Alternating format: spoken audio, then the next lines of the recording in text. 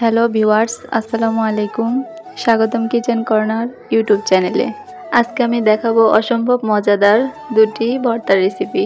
এই ভর্তা যদি আপনারা বাড়িতে একবার বানিয়ে খান তাহলে বারবার এই ভর্তা বানিয়ে খেতে মন চাবে।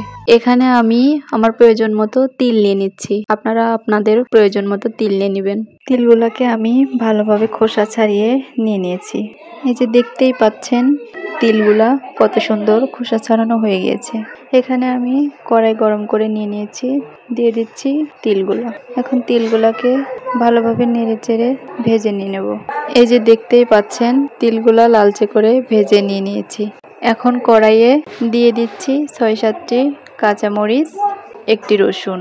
এবার মরিচ রসুনগুলোকে ভালোভাবে ভেজে নিয়ে নেব। এগুলো আমার ভেজে নেওয়া হয়ে গিয়েছে। এখন আমি আগে থেকে ভেজে রাখা তিলগুলোকে পাটায় বেটে ভর্তা করে নিয়ে নেব। তার জন্য আমি তিলগুলো পাটায় দিয়ে দিচ্ছি। এখানে আমি আমার প্রয়োজন মতো ঝুরি আলু নিয়ে নিয়েছি। একদিকে আমি তিলগুলোকে ভর্তা করে নিয়ে নেব, অন্যদিকে আলুগুলোকে একটি কড়াইয়ে দিয়ে দিলাম সিদ্ধ করার জন্য। সিদ্ধ করার জন্য দিয়ে দিচ্ছি পরিমাণ মতো পানি, সামান্য পরিমাণে লবণ। এবার আমি ঢেকে দিয়ে দিচ্ছি।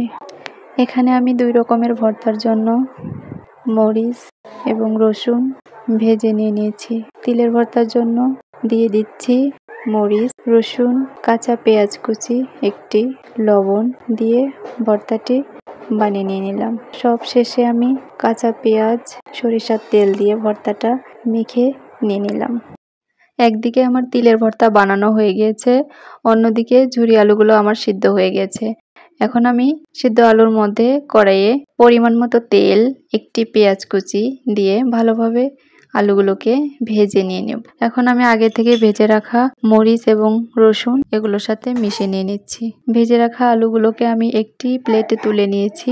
এখন আলুগুলোকে আমি একটি বাটনিতে ভর্তা বানিয়ে নিয়ে নেব। ভর্তা বানানোর জন্য দিয়ে দিচ্ছি স্বাদ মতো লবণ, একটি পেঁয়াজ কুচি, পরিমাণ মতো সরিষার তেল। দেখতেই পাচ্ছেন ফাইনালি আমার ভর্তাগুলো বানানো হয়ে গিয়েছে।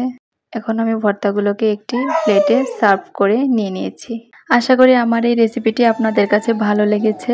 ভালো লাগলে অবশ্যই পাশে থাকবেন।